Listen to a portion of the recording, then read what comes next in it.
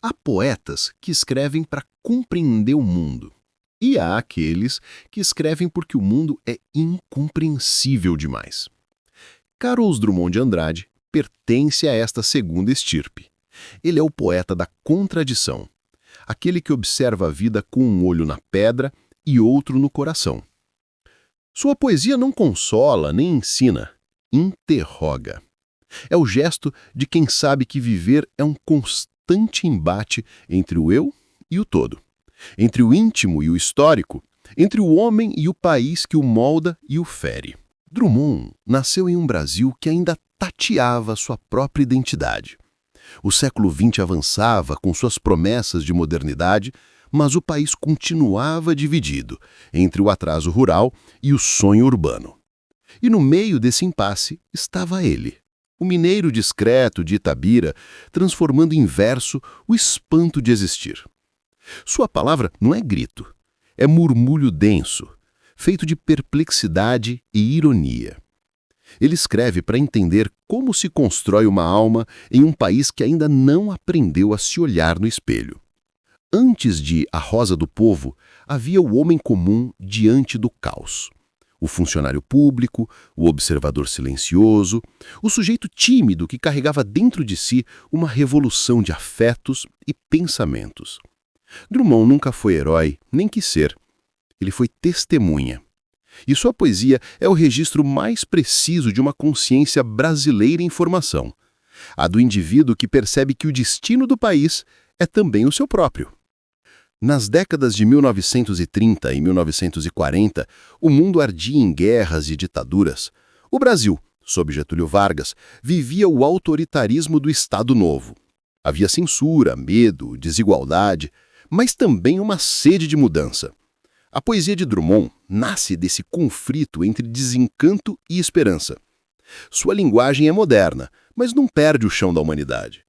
Ele faz da palavra uma ferramenta de resistência contra o absurdo cotidiano. E é nesse ponto que ele se torna universal. Ao falar de si, fala de todos. Seu sentimento do mundo é também o sentimento do trabalhador, do exilado, da mulher que espera, do homem que observa o tempo passar pela janela.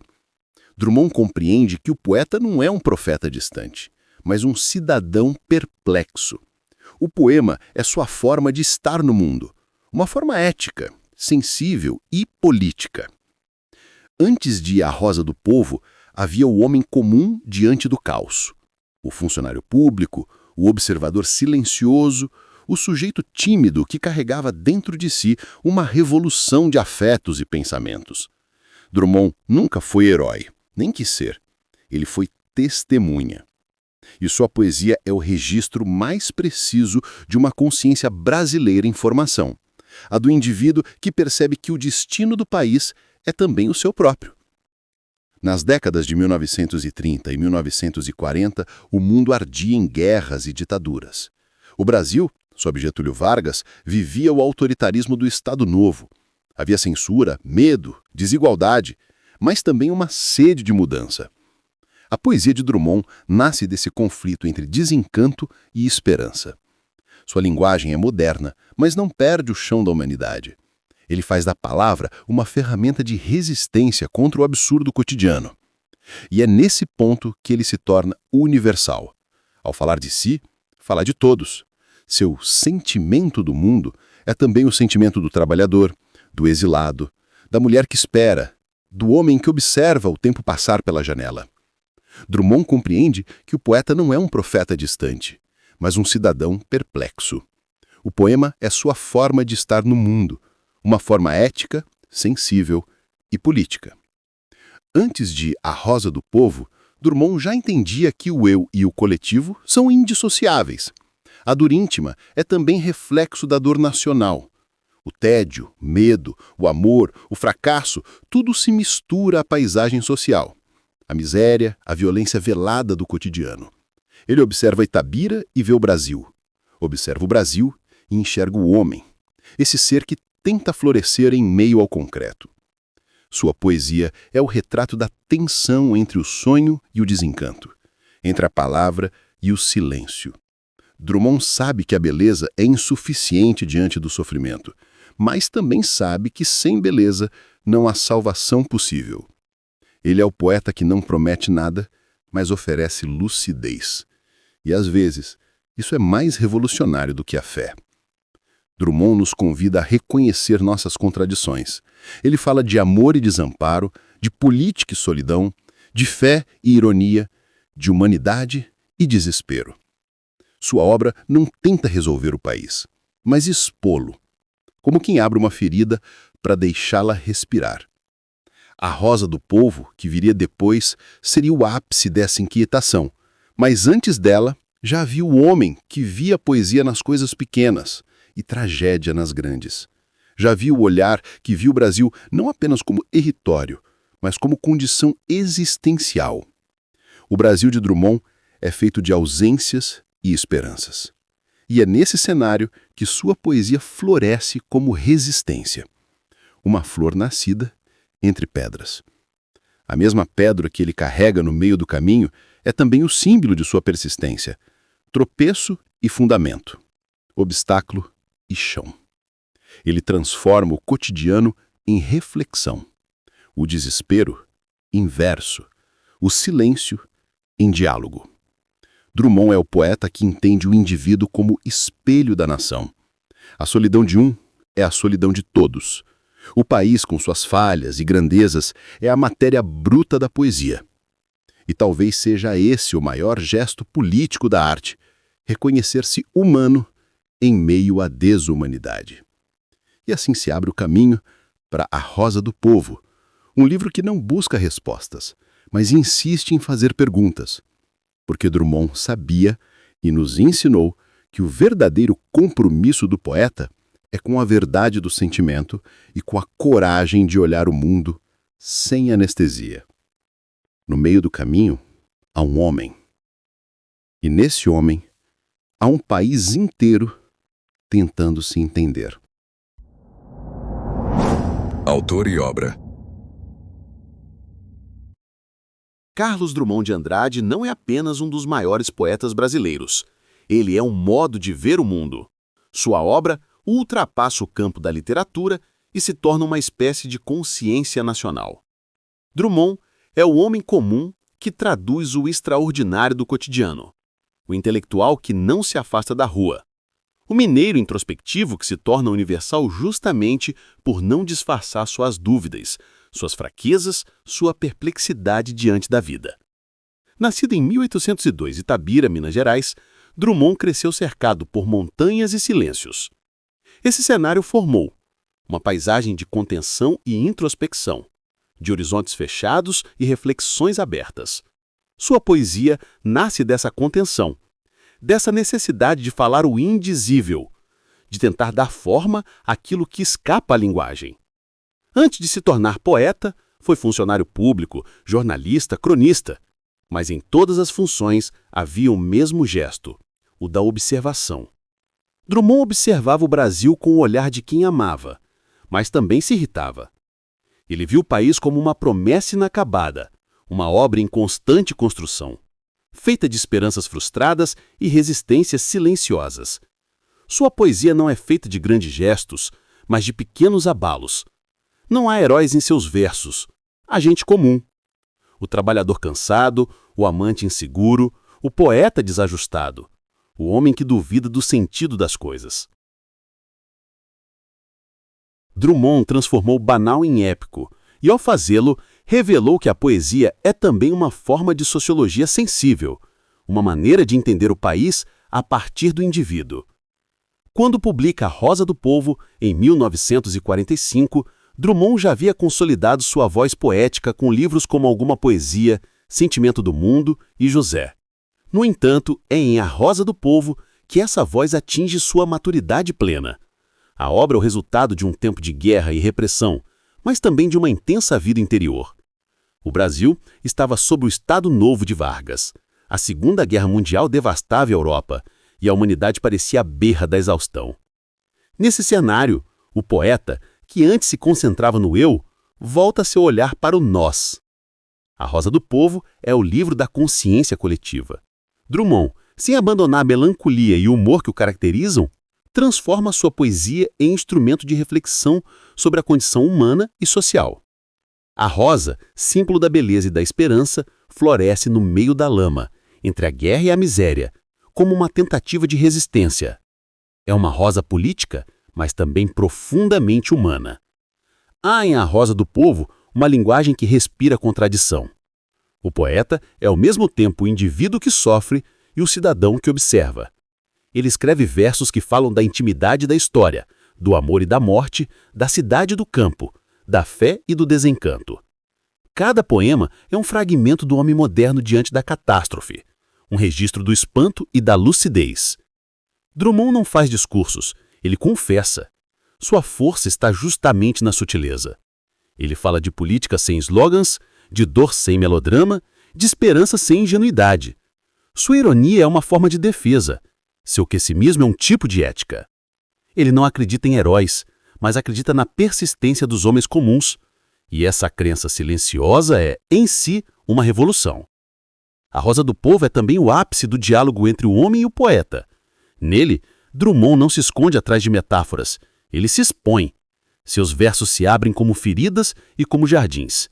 Há raiva, há ternura, há medo. E há, sobretudo, um desejo de compreender o outro.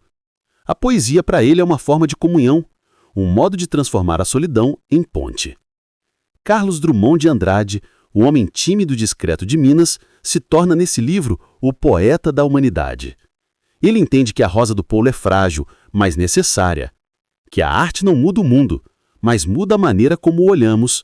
E isso, às vezes, já é o bastante para começar uma transformação.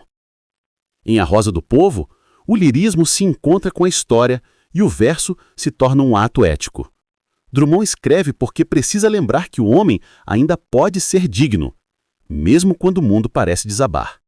Sua poesia é a recusa do desespero, um gesto de ternura radical diante da brutalidade do tempo. E assim, o poeta de Itabira se torna o poeta do Brasil. Não por representar o país oficial, mas por revelar o país invisível, o das emoções, das falhas, dos sonhos. O Brasil de dentro. Drummond é o espelho em que o Brasil se vê e se pergunta silenciosamente se ainda há uma rosa possível. Infância e origem.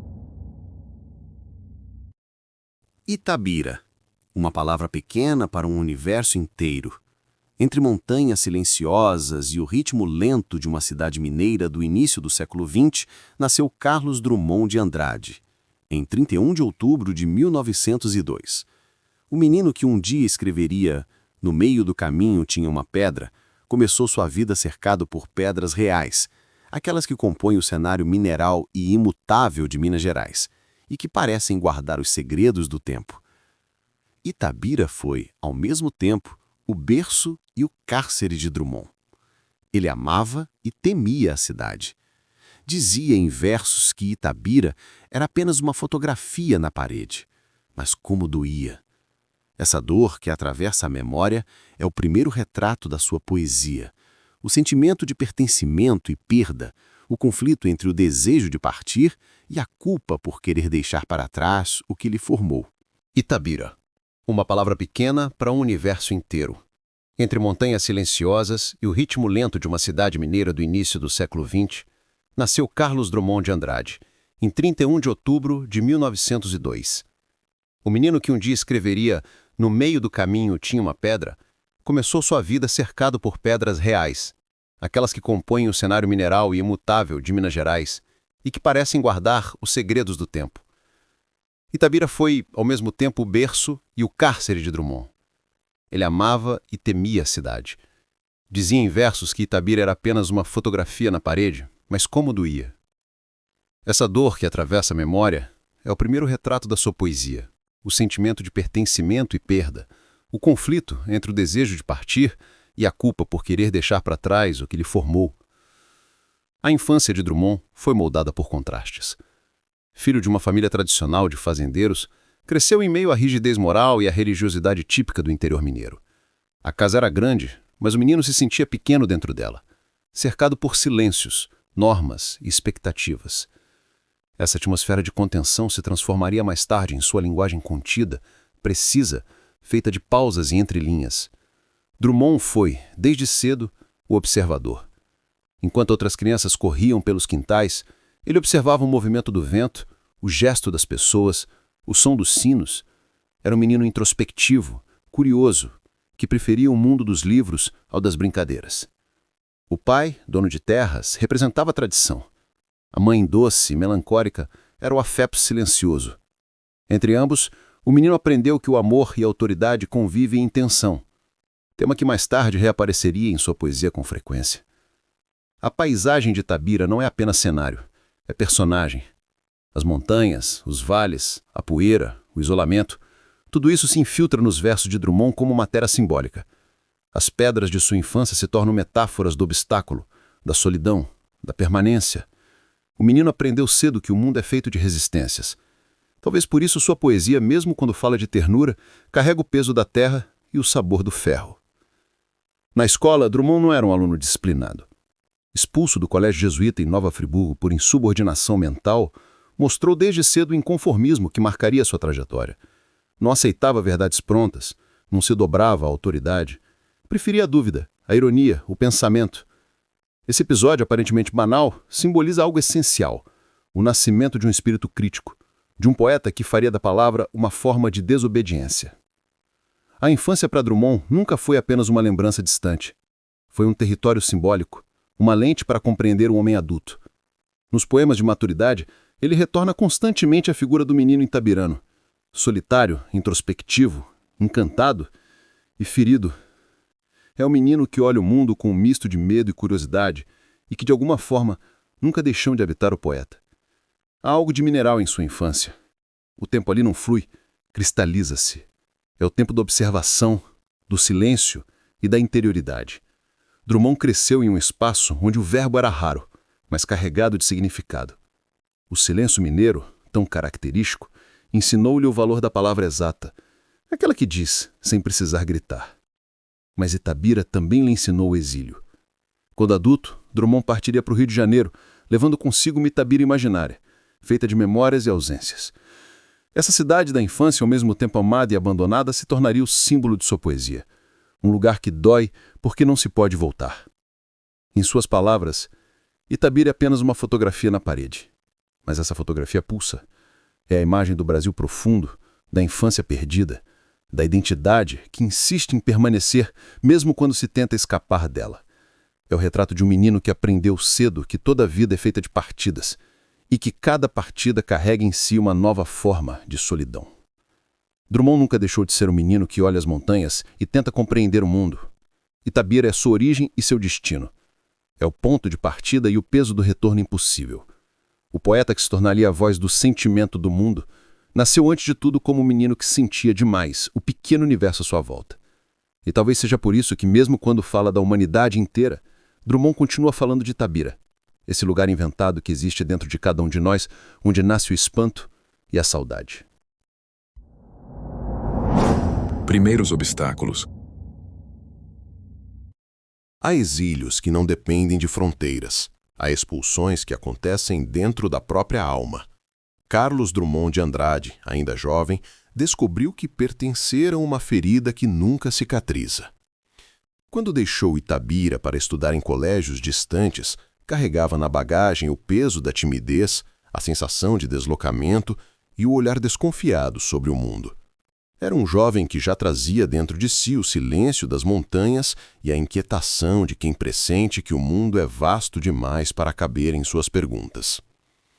A primeira grande ruptura aconteceu cedo. Expulso do colégio interno em Nova Friburgo por insubordinação mental, Drummond conheceu o sabor amargo do conflito entre o pensamento e a autoridade. A justificativa, aparentemente burocrática, esconde uma ironia reveladora. O poeta foi condenado justamente por pensar demais, por não aceitar a obediência cega. Esse episódio não foi apenas uma anedota escolar, foi o início de sua consciência crítica, a semente de uma rebeldia silenciosa que o acompanharia por toda a vida. De volta a Itabira, o jovem sentiu que já não pertencia inteiramente àquele lugar. O retorno, que deveria ser reconfortante, tornou-se um novo exílio. A cidade lhe parecia pequena, presa no tempo, incapaz de acompanhar o ritmo de suas reflexões. Drummond começou a perceber o abismo entre o interior e o mundo, entre o indivíduo e a comunidade, entre o pensamento e o costume. Essa tensão se tornaria a essência de sua poesia, o embate entre o eu e o nós, entre o sujeito introspectivo e a nação em formação. Ao entrar na adolescência e juventude, Drummond viveu o que ele mesmo chamaria de solidão essencial. Não se tratava apenas de estar sozinho, mas de sentir-se estrangeiro entre os seus. Ele observava a vida com um misto de espanto e distância, como se habitasse uma margem invisível. Essa sensação de deslocamento o perseguiria até a maturidade, aparecendo em versos como "A vida é um nada que a gente enfeita". A timidez era o seu muro, mas também a sua fortaleza. Enquanto o mundo o estranhava, ele recolhia as palavras que um dia o mundo precisaria ouvir. Drummond não reagia com gestos, reagia com observação. A sua introspecção era uma forma de resistência, uma tentativa de compreender antes de se entregar. Na juventude, começou a escrever. E escrever, para ele, era uma forma de sobreviver à solidão. Cada verso era um gesto de permanência diante da instabilidade. Era também um modo de construir uma identidade em meio ao desencaixe. Drummond encontrou na linguagem a sua casa possível, ainda que essa casa fosse feita de palavras frágeis, sustentadas apenas pela fé no verbo. Mas o exílio interior não se limitava ao ambiente social. Era também uma questão existencial. Drummond vivia o dilema de quem observa a vida sem conseguir se encaixar nela. O amor, o trabalho, a amizade, tudo parecia atravessado por uma espécie de distância ontológica, como se o poeta estivesse sempre um passo atrás da vida, observando-a através de um vidro. Essa sensação de afastamento se tornaria o coração de sua obra. O jovem Drummond também testemunhou o Brasil que se transformava. O país começava a sair do século XIX, mas as estruturas mentais e sociais permaneciam presas a um tempo antigo. Ele observava com espanto a desigualdade, o conservadorismo, a falta de perspectivas. Aquele jovem que um dia seria funcionário público já intuía o absurdo de um sistema que engole o indivíduo. Essa consciência precoce de injustiça e impotência seria o alicerce de sua crítica social, uma crítica sempre contida, mas devastadora. Em meio a tudo isso, havia também o amor, ou a falta dele. Drummond viveu amores tímidos, quase secretos, marcados pelo pudor e pelo medo da exposição. O amor para ele era uma forma de comunhão impossível, algo que se desejava com toda a alma, mas que se dissolvia diante da timidez e da dúvida. O poeta amava como quem observava uma estrela distante, sabendo que é bela, mas inalcançável. O exílio interior de Drummond é, no fundo, o exílio de todos nós. É a percepção de que a existência é feita de desencontros, que há sempre algo que não se ajusta, uma parte de nós que escapa à convivência. Essa condição, que poderia ser apenas melancólica, tornou-se sua força poética. A solidão foi sua matéria-prima. A vida do jovem poeta foi marcada por esse sentimento de inadequação, não como um fracasso, mas como uma forma de lucidez. Drummond compreendeu cedo que pertencer exige concessões e que ser inteiro muitas vezes implica ficar à margem. Sua poesia nasce desse lugar, do limite entre o dentro e o fora, entre o desejo de comunhão e a fidelidade a si mesmo. O exílio interior de Drummond é, no fundo, o exílio de todos nós. É a percepção de que a existência é feita de desencontros, que há sempre algo que não se ajusta, uma parte de nós que escapa à convivência. Essa condição, que poderia ser apenas melancólica, tornou-se sua força poética. A solidão foi sua matéria-prima. A vida do jovem poeta foi marcada por esse sentimento de inadequação, não como um fracasso, mas como uma forma de lucidez. Drummond compreendeu cedo que pertencer exige concessões e que ser inteiro muitas vezes implica ficar à margem. Sua poesia nasce desse lugar, do limite entre o dentro e o fora, entre o desejo de comunhão e a fidelidade a si mesmo. O exílio interior, portanto, não foi apenas um trauma. Foi também uma escolha estética e ética. Drummond transformou a solidão em pensamento, o silêncio em linguagem, o desconforto em lucidez. E, ao fazer isso, mostrou que há uma dignidade possível no isolamento, aquela que nasce quando a palavra se torna abrigo. Em cada verso que viria depois, este exilado de Itabira continuaria tentando reconciliar o homem e o mundo, o indivíduo e a nação, sabendo no fundo que toda reconciliação é apenas um instante breve antes do retorno à solidão. Formação. A vida, para Drummond, nunca foi uma linha reta. Foi sempre uma estrada que se bifurca entre o íntimo e o coletivo, entre o homem que pensa e o país que o cerca. Quando deixou o interior de Minas para estudar em Belo Horizonte e mais tarde em Itabira e Ouro Preto, o jovem Carlos mergulhou em um universo de leituras e ideias que iriam reconfigurar o seu olhar sobre o mundo. Ele conheceu a literatura não como adorno, mas como instrumento de pensamento, uma forma de decifrar a realidade e, ao mesmo tempo, de duvidar dela. A formação intelectual de Drummond foi essencialmente autônoma. Ele estudou farmácia, mas nunca foi um farmacêutico de ofício. Foi, antes, um poeta que aprendeu a observar as minúcias, a medir as doses da linguagem, a misturar substâncias invisíveis até encontrar a cura possível para o mal da existência. A ciência, em seu caso, foi apenas o caminho lateral para chegar à poesia. E à ironia. Porque Drummond descobriu cedo que o que se cura com palavras não é o corpo, mas a alma inquieta. Durante a juventude, o poeta começou a se aproximar de outros intelectuais mineiros, Pedro Nava, Abigar Renó, Emílio Moura, e formou com eles o grupo conhecido como A Revista. Ali, Drummond começou a moldar o olhar moderno sobre a literatura e sobre o Brasil. O país vivia um tempo de mudança. 1922 havia deixado o eco da Semana de Arte Moderna, e os jovens escritores buscavam uma nova forma de expressão, menos retórica, mais humana, menos idealizada, mais concreta. Drummond foi um dos primeiros a entender que o modernismo não era apenas uma revolução estética, mas uma necessidade ética. Romper com as formas antigas era também libertar o pensamento das amarras do passado. Sua escrita começou tímida, introspectiva, mas já carregava uma lucidez que incomodava. Os primeiros poemas, publicados em jornais e revistas, revelavam uma voz em busca de si mesma, oscilando entre a melancolia e a crítica. Ele ainda não era o poeta maduro de A Rosa do Povo, mas já enxergava, no cotidiano e no homem comum, o material de uma nova literatura. Drummond queria falar das pequenas coisas e, nelas, revelar a grandeza trágica da vida moderna. Enquanto o país sonhava com a modernidade, ele percebia suas contradições. A miséria ao lado do progresso. A burocracia que engole o indivíduo. A hipocrisia das elites que se diziam cultas, mas desconheciam o povo.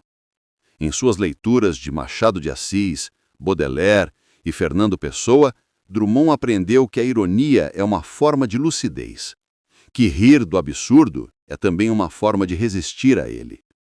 O contato com o modernismo não o transformou em um iconoclasta cego, mas em um homem que via na dúvida uma forma de fé. Ele não destruiu o passado, dialogava com ele, reinventava-o, desmontava seus cacos para construir um espelho novo. Era um modernista avesso ao alarde, um revolucionário que trabalhava em silêncio. As primeiras escritas de Drummond trazem já a tensão que o acompanharia por toda a vida, o conflito entre o eu e o mundo. E agora José ainda não havia sido escrito, mas a pergunta já o perseguia. Sua poesia começava a emergir como uma voz de quem se vê diante do caos da história e tenta, pela palavra, organizar o sentido. Em 1930, com o lançamento de Alguma Poesia, Drummond consolidou esse olhar crítico e particular. O livro trazia um novo tom, coloquial, introspectivo, irônico. Era a poesia que descia a rua, que trocava o ideal pelo real, o sublime pelo concreto.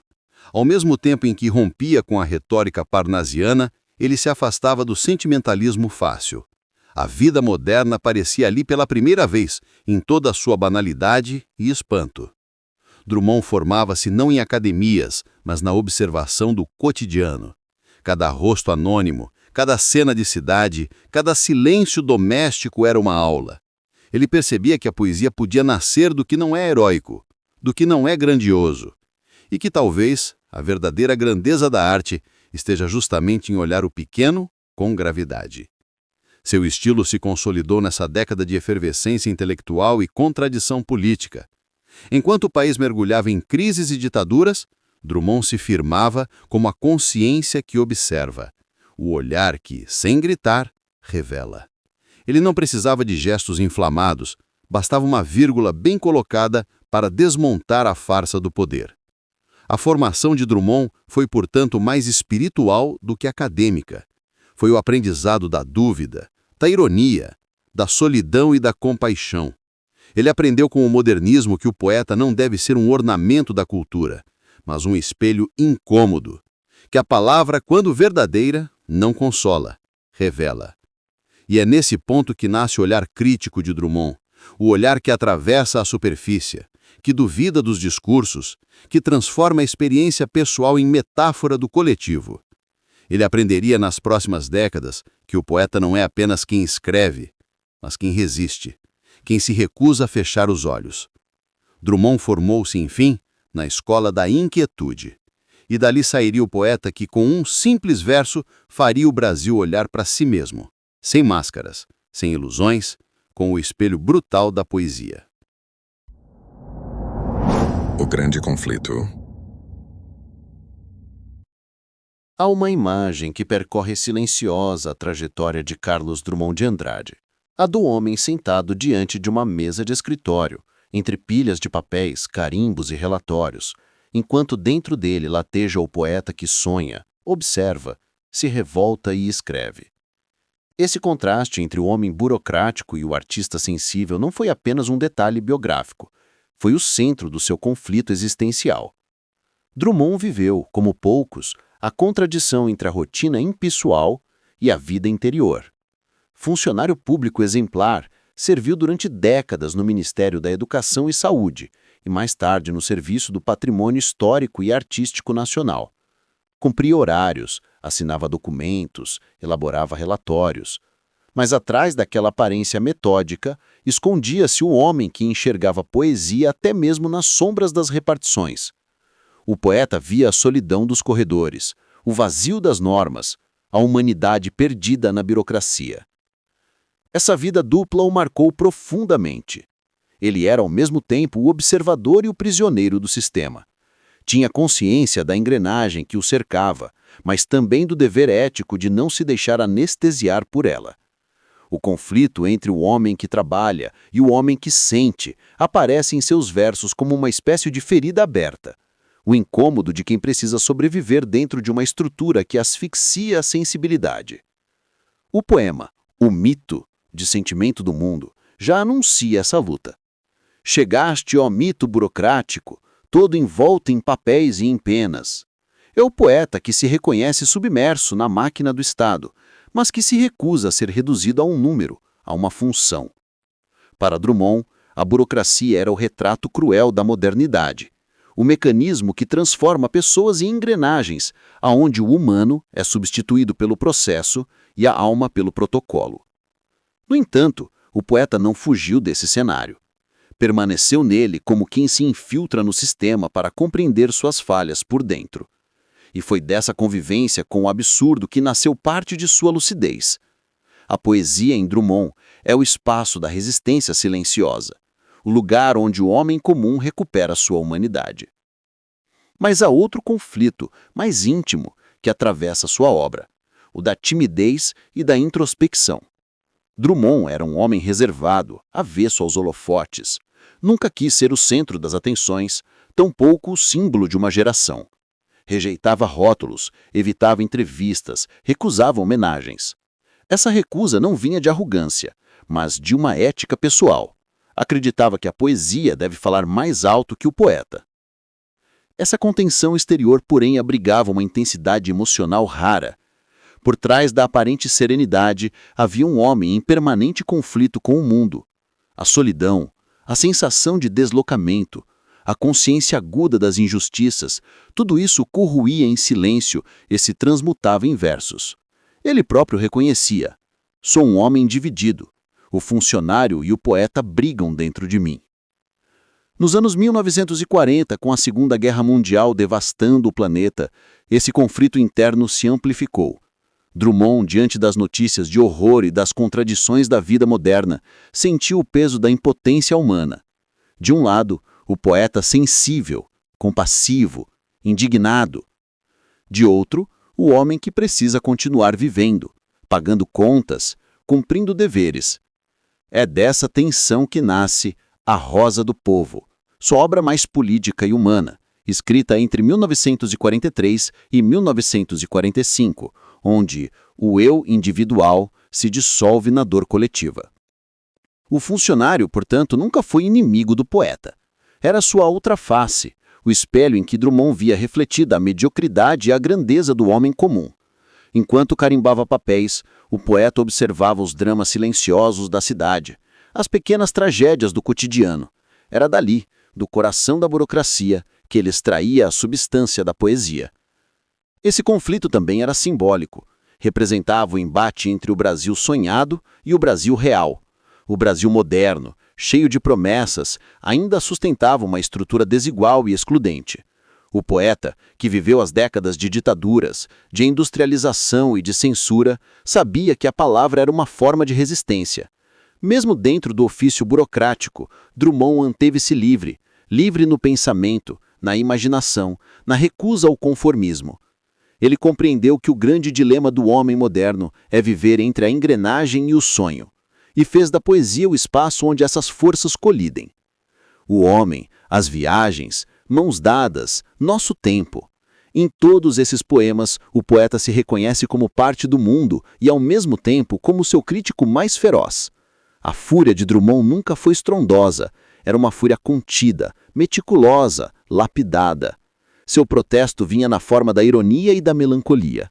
Ele não destruía o mundo com gritos, desmontava-o com palavras. O conflito entre o funcionário e o poeta, no fundo, é o retrato do conflito universal, o de todos que precisam sobreviver sem trair o que são. Drummond aprendeu a conviver com essa contradição e a transformá-la em força criadora. Fez da burocracia poesia, do tédio reflexão, da solidão comunhão. E talvez seja esse o segredo de sua permanência. Drummond não fugiu do mundo, mas o enfrentou de dentro, com o silêncio dos que compreendem que, às vezes, resistir é continuar escrevendo. Obra icônica. Há livros que nascem como flores em meio ao concreto, frágeis, mas teimosamente vivas. A Rosa do Povo, de Carlos Drummond de Andrade, é uma dessas flores. Nascida no ferro da guerra, no silêncio da opressão, no asfalto frio de um mundo devastado. Publicado em 1945, o livro é mais do que uma coletânea de poemas. É um testemunho da humanidade em ruína e, ao mesmo tempo, um gesto de esperança. É o grito contido de um homem que observa a dor coletiva e se recusa a permanecer calado. Drummond o escreveu no auge do seu amadurecimento poético e humano. O mundo ardia. A Segunda Guerra Mundial transformava cidades em cinzas e homens em números. O Brasil vivia o autoritarismo do Estado Novo. O progresso prometia futuro, mas trazia desigualdade e alienação. O poeta, funcionário público e cidadão atento, olhava o caos de dentro e de fora, de dentro da máquina estatal e de dentro da própria alma.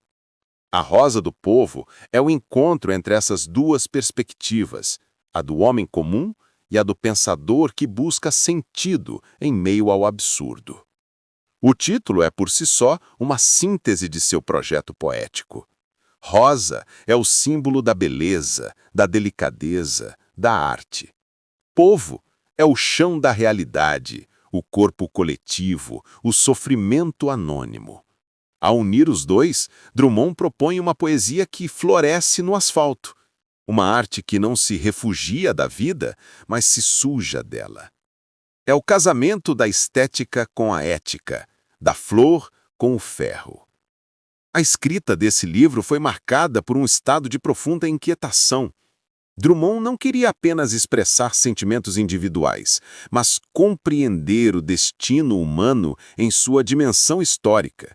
Em poemas como Nosso Tempo, Mãos Dadas, A Flor e a Náusea e O Medo, ele se debruça sobre as feridas do século XX.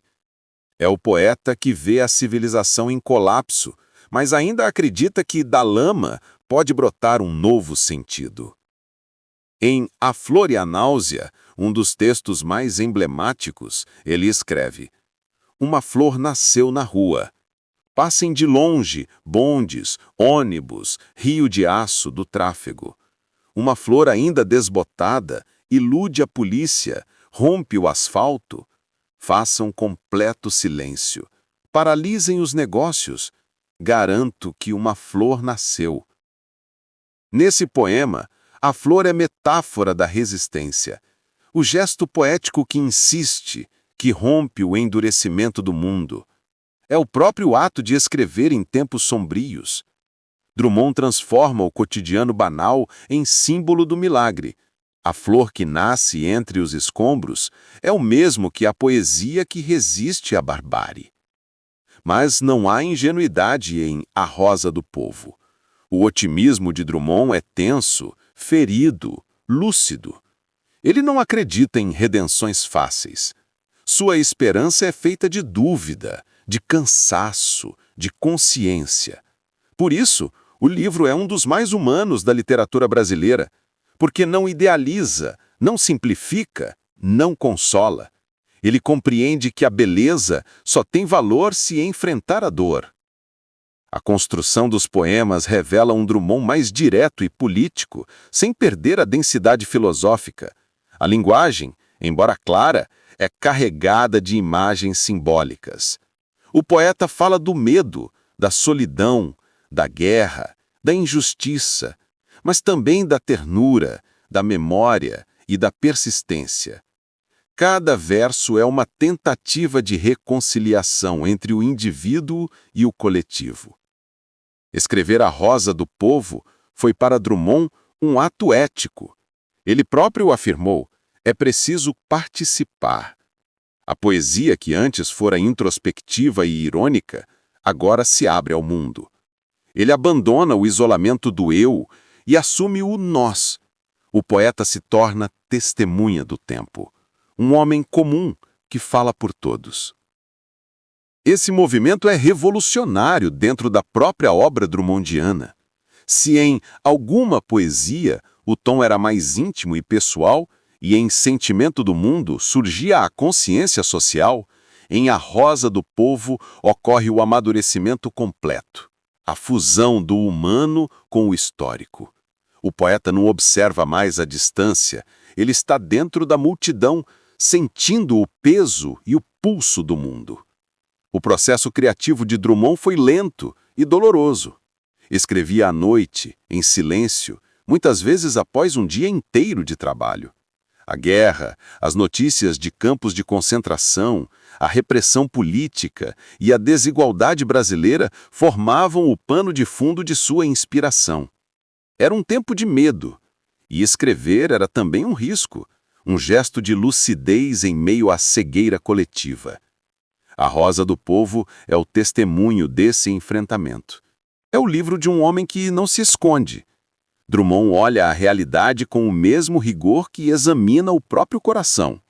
Sua poesia é uma forma de resistência contra o esquecimento, contra a indiferença, contra o conformismo.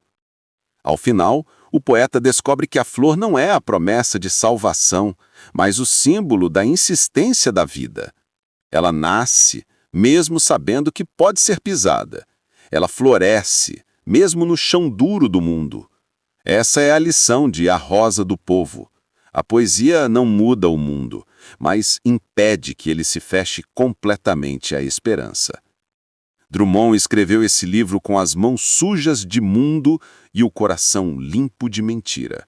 E é por isso que, tantas décadas depois, Ainda lemos suas palavras e sentimos nelas o perfume áspero da verdade. Sucesso. O sucesso chegou para Carlos Drummond de Andrade como chegam as marés, lentamente, sem espetáculo, corroendo aos poucos as pedras da resistência. Quando A Rosa do Povo foi publicada, o Brasil ainda cambaleava entre as ruínas da guerra e as sombras do Estado Novo. A crítica, quase unânime, o reconheceu como o maior poeta de sua geração, aquele que havia conseguido transformar o cotidiano em reflexão filosófica e o íntimo em discurso coletivo. Mas o próprio Drummond observava o reconhecimento com um misto de espanto e desconfiança.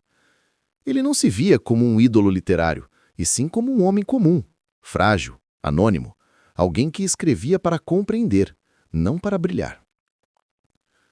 A fama, que para outros seria consolo, para ele era desconforto. Em entrevistas, recusava o pedestal. Dizia que a poesia não devia ser um templo, mas uma janela. E talvez essa metáfora o definisse por completo. Drummond nunca quis ser o objeto de adoração, e sim o vidro por onde se enxerga o mundo.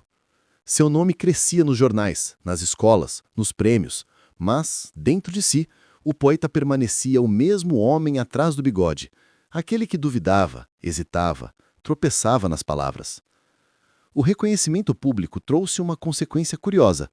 A solidão se tornou mais profunda. Porque o sucesso, para Drummond, não eliminava a angústia, apenas a tornava mais nítida. O poeta que se tornara símbolo da poesia nacional era, ao mesmo tempo, o cidadão tímido, avesso a elogios, que preferia a rotina silenciosa do trabalho e do lar. O homem que escrevera, mãos dadas, defendendo a solidariedade entre os homens, era também o que se confessava cansado de conviver, desejoso de se esconder. Essa contradição, longe de ser fraqueza, era a parte essencial de sua grandeza. Drummond viveu o paradoxo de ser o poeta de todos e, ao mesmo tempo, o homem que se sentia invisível no meio da multidão. Ele mesmo escreveu: "Sou apenas um homem. Não peçam que eu seja poeta o tempo todo." Essa consciência o protegia da vaidade e o mantinha fiel à ética de sua arte, uma poesia que nasce do humano e não da pose. A Rosa do Povo lhe abriu as portas do reconhecimento internacional. Seus versos começaram a circular fora do Brasil, traduzidos e estudados. Mas Drummond, que nunca viajou com alarde, continuou fiel à sua Itabira interior, aquela cidade que lhe carregava no peito como metáfora da origem e do exílio. O sucesso literário não o afastou da vida comum. Ao contrário, o fez mergulhar ainda mais nela. Continuou funcionário público, continuou observador dos gestos miúdos, das conversas nas ruas, do sofrimento social. O poeta laureado era também o cronista da esquina, o homem que via grandeza no banal. Mas há outro lado nesse sucesso, um lado sombrio, quase doloroso. A consagração pública tende a transformar o artista em estátua, e Drummond, que escrevia para questionar, via-se pouco a pouco transformado em ícone de uma poesia que muitos queriam cristalizar. Ele, que havia escrito A Flor e a Náusea como gesto de resistência, via seu nome usado como símbolo de pureza nacional. A ironia era cruel. O poeta da dúvida tornara-se bandeira da certeza. Por isso, em seus livros seguintes, Claro Enigma, Fazendeiro do Ar, A Vida Passada a Limpo, Drummond parece dialogar com essa armadilha. Ele se torna mais introspectivo, mais filosófico, quase metafísico.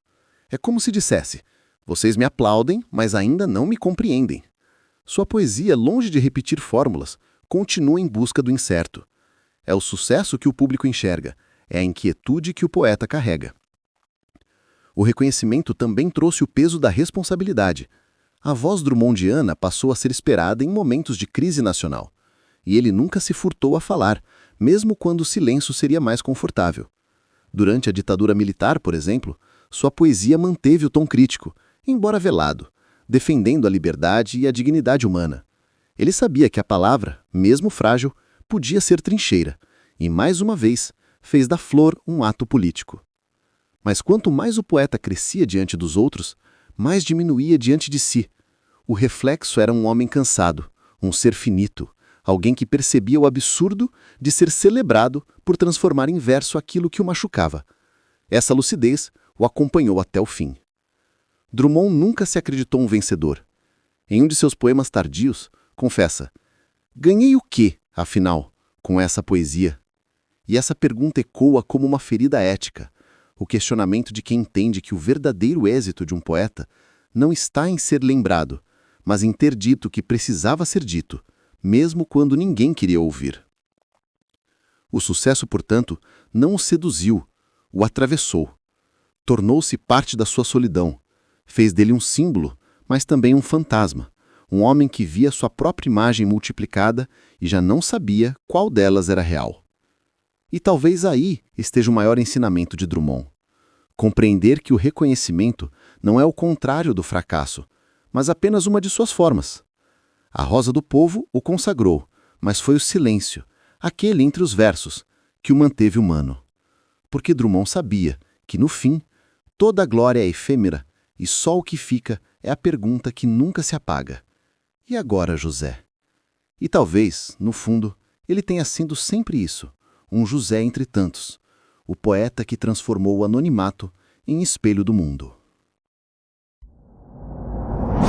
O legado. Falar do legado de Carlos Drummond de Andrade é falar de um espelho partido, porque nele o Brasil se reflete em fragmentos, em partes que se amam e se recusam, que se reconhecem e se negam. Sua poesia não é apenas o registro de uma época, mas o exercício de uma consciência, a tentativa de compreender o país pela lente da subjetividade. Drummond foi, antes de tudo, o poeta que ousou transformar o íntimo em território político e o cotidiano em documento histórico. Seu legado nasce dessa travessia, o homem entre o eu e o nós. Em A Rosa do Povo, ele ergue uma das obras mais densas da literatura brasileira, onde a dor individual se funde ao drama coletivo da guerra, da fome, da injustiça. Ali, o poeta itabirano não fala mais apenas de si, mas do homem moderno, esmagado pela engrenagem do tempo e pela frieza das estruturas sociais. A flor nasceu na rua, escreve. E essa imagem resume tudo, a beleza que insiste, mesmo sobre o asfalto. Drummond nos legou a coragem de encarar o absurdo, sem perder a ternura. Ele soube, como poucos, unir o pessimismo lúcido à esperança ativa. Sua poesia não consola, mas desperta, não promete redenção, mas ensina o valor da lucidez. É uma poesia que olha para o abismo e, ao olhar, reconhece que há ali também humanidade. O Brasil que se lê em Drummond é o país do desencanto e da ternura, da miséria e da graça, da política e da solidão. Ele denunciou o autoritarismo sem slogans, escreveu sobre desigualdade sem panfletos, fez da ironia um modo de resistência. Sua escrita, atravessada por contradições, revela uma sensibilidade profundamente ética, o compromisso de dizer o que é preciso, mesmo quando é inútil, mesmo quando ninguém quer ouvir. Por isso, seu legado não cabe nas antologias escolares. Ele ultrapassa o verso e alcança a consciência. Drummond ensinou que a poesia é uma forma de pensar e, portanto, de transformar. Ao contrário do poeta alienado, isolado em torres de palavras, ele fez da linguagem um campo de batalha moral. Cada poema seu é uma pergunta sobre o que significa ser humano num país que desumaniza, sobre o que é ser sensível em meio à dureza. Em Itabira, sua cidade natal, há hoje estátuas, museus e homenagens, mas talvez o verdadeiro monumento a Drummond não esteja no bronze, esteja no modo como o povo brasileiro aprendeu a olhar o próprio cotidiano com outros olhos. Cada vez que alguém lê, no meio do caminho tinha uma pedra, e reconhece ali uma metáfora da vida, o poeta renasce. Cada vez que um estudante descobre que poesia pode ser crítica e que o lirismo pode ser político, Drummond respira de novo. Seu legado também está no modo como rompeu com o individualismo das gerações anteriores. Ele abriu espaço para uma poesia urbana, social, que não se envergonha do prosaico. Fez do burocrata, do funcionário público, do homem anônimo, um herói silencioso. Transformou o cotidiano em arte, e mostrou que a grandeza pode habitar as coisas pequenas, uma mesa de trabalho, uma esquina, um bilhete esquecido. Mas há outro aspecto em seu legado, menos celebrado e mais profundo. Drummond ensinou o Brasil a lidar com a dúvida. Num país que gosta de certezas, ele foi o poeta da hesitação. Preferiu as perguntas aos discursos. E é isso que o torna tão contemporâneo. Sua voz dialoga com as contradições de hoje, com a solidão das metrópoles, com o desencanto político, com a melancolia de quem ainda acredita que escrever ou viver é uma forma de resistir. Mais que um poeta, Drummond foi uma consciência nacional. Não no sentido de um porta-voz oficial, mas no de um espelho que devolve a imagem sem retoques. Ele não inventou um Brasil ideal. Revelou o Brasil real, o que sofre, o que sonha, o que fracassa. E nesse reflexo, convidou o leitor a se ver também. Pequeno, imperfeito, mas ainda capaz de florescer. Por isso, seu legado não é só literário. É ético, humano, existencial. Ele nos deixou a lição de que a poesia não precisa mudar o mundo para ter valor. Basta mudar o modo como o mundo é visto. Drummond fez isso com palavras simples, com imagens limpas, com uma ironia que disfarça a ternura. E é curioso pensar, o poeta que tanto duvidava de sua relevância tornou-se indispensável. Hoje, ler Drummond é revisitar o Brasil, não o das bandeiras, mas das pessoas comuns, dos gestos silenciosos, das dores que ninguém vê. Ele é o poeta que nos ensinou a olhar o país e a nós mesmos com olhos mais sinceros. O tempo que apaga tantos nomes apenas ampliou o dele, porque há poetas que escrevem sobre sua época e há os que escrevem a partir dela, como se cavassem túneis no tempo. Drummond é desse segundo tipo. Sua poesia continua a dizer o que ainda não aprendemos a ouvir. E talvez seu maior legado seja justamente esse, ter transformado a solidão em espelho e o desencanto em voz. Drummond não nos deu respostas, nos deu a coragem de perguntar.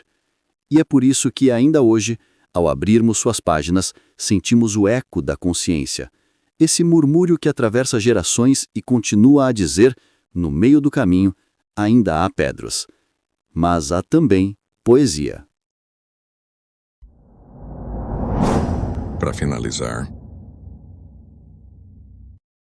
Encerrar a trajetória de Carlos Drummond de Andrade é, na verdade, um convite à introspecção. Olhar para a sua obra é como olhar para um espelho multifacetado. Nele se refletem o país, a história, o indivíduo e, sobretudo, a possibilidade de ver o mundo com outros olhos.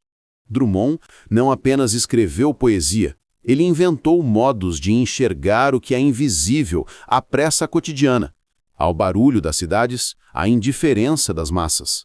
Sua poesia é, simultaneamente, denúncia e afeto, crítica e ternura, silêncio e clamor. Em A Rosa do Povo, o poeta se torna o cronista da consciência coletiva, mas também do íntimo. Ele compreende que cada cidadão carrega em si uma rosa e um ferro, a esperança e a dificuldade, a beleza e o sofrimento. Essa dualidade atravessa toda a sua obra. Ele nos lembra que o humano é contraditório, que o amor e a dor coexistem, que o riso e a ironia podem ser armas contra a brutalidade do mundo. Ao longo de sua vida, Drummond foi testemunha das transformações do país. A urbanização crescente, as migrações internas, as crises políticas, as guerras mundiais e domésticas, a evolução da sociedade e da cultura. Mas, mais do que relatar fatos, ele transformou essas experiências em espinhos poéticos. Cada verso é um reflexo do país, mas também de nós mesmos, leitores e habitantes de uma realidade muitas vezes ignorada. O poeta nos deixa lições fundamentais sobre a função da literatura, a coragem de enfrentar a realidade, a necessidade de transformar o íntimo em instrumento de crítica, a importância de olhar o outro com empatia. Em tempos de superficialidade e pressa, Drummond lembra que a profundidade ainda é possível, que a poesia não é luxo, mas necessidade. Além disso, o legado de Drummond se prolonga no exemplo de sua vida ética e discreta. Ele não buscou fama, mas cumpriu seu papel social com consciência e rigor. Não quis ser ídolo, mas foi referência. Não escreveu para agradar, mas para compreender. Essa postura torna sua obra atemporal. Ela não se limita a uma geração ou a um momento histórico. Fala a todos que desejam perceber a vida com atenção, responsabilidade e sensibilidade. Sua contribuição vai além da literatura. É filosofia em verso, reflexão sobre a existência, observação crítica do humano e do social. Drummond nos convida a não fugir do mundo, mas a enfrentá-lo com honestidade, coragem e poesia. Ele nos lembra que, mesmo em tempos sombrios, a beleza é possível e que o ato de escrever ou ler é também um ato de resistência. O impacto de sua obra se manifesta em escritores contemporâneos, professores, estudantes e leitores de todas as idades. Ele ensinou que a poesia pode ser crítica e política sem perder a delicadeza, que o homem comum merece atenção e reverência, que o passado, o presente e o futuro estão ligados por fios invisíveis que a literatura ajuda a revelar. Drummond nos mostra que a verdadeira grandeza não está em títulos, prêmios ou reconhecimento, mas na capacidade de tocar a consciência do outro. Ele nos deixa a rosa, a delicadeza e a atenção ao humano e o povo, a responsabilidade de refletir o mundo real em cada gesto de empatia, crítica e poesia. Encerrar esta reflexão sobre sua obra é perceber que Drummond ainda nos habita. Ele continua a sussurrar entre os versos, a provocar nossa consciência, a ensinar que o homem, por mais dividido que esteja entre o íntimo e o social, pode ser completo na percepção, atento na responsabilidade e generoso na poesia. Ler Drummond é aprender a ver o mundo em suas nuances, aceitar sua complexidade e descobrir, mesmo nos dias mais áridos, a flor que insiste em nascer entre as pedras. Carlos Drummond de Andrade nos deixa um convite eterno. Que sejamos, nós também, reflexos conscientes de nossa realidade, capazes de observar, sentir e transformar, ainda que com delicadeza. Sua obra é o espelho em que nos vemos como indivíduos e como povo, e ao mesmo tempo é a luz que revela o caminho possível para uma vida ética, sensível e humana. No fim, talvez a maior lição de Drummond seja simples, mas profunda. A poesia não salva o mundo, mas salva quem se dispõe a olhar o mundo com olhos atentos. E neste olhar atento, continuamos encontrando entre o ferro e a rosa, o equilíbrio entre o humano e o coletivo, a memória e o futuro, a dúvida e a lucidez,